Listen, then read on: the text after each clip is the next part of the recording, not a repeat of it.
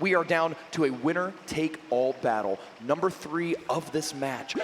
After this battle, we'll be halfway through the first round of the World Finals. Already? Yes, sir.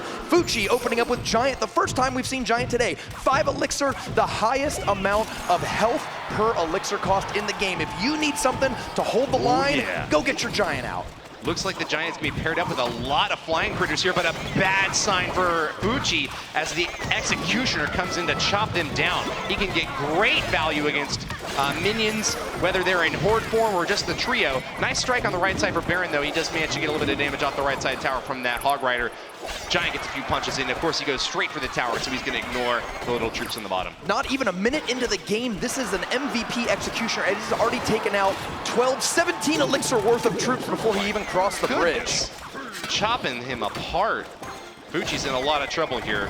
It's going to require some very careful play and trying to manipulate the Executioner out of Berin's hand in order to get value. I think he's done a pretty decent job here, though. As the Executioner crosses the bridge, we'll see what Fuchi has to counter him. Adaptation is the name of the game. We've spent the first minute 20 learning what kind of decks they got. Fuchi's going to play a Giant and back it up with some support troops. Berin's got the Hog Rider. My goodness! Huge Executioner swing destroys a minion horde, and the Hog Rider is left alone on the right side tower. That Princess takes a beating as she goes down to 485, and Berin pulls far ahead in this match. Those are the kind of plays that win Clash Royale World Championships. With his last bit of health, the Executioner pulls a no-scope 360, throws that axe, cleans out a 5 Elixir. If that Executioner hadn't done anything else, that would have been an even trade, 5 for 5. It had already earned some value. To take out that minion horde it's reminiscent of when Clyde lost to Chief Pat because his own minion horde blew up from the Golem.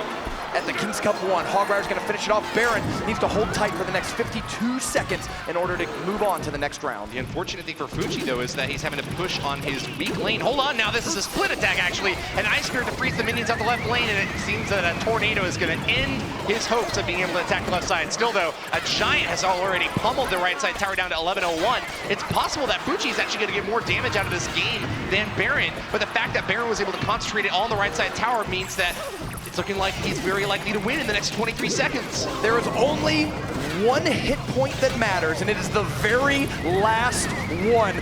Fuchi deals more damage throughout this game, but with 14 seconds to go, Berin just needs to hold on with 1,000 on each tower in order to get away with the win and move on to the quarterfinals.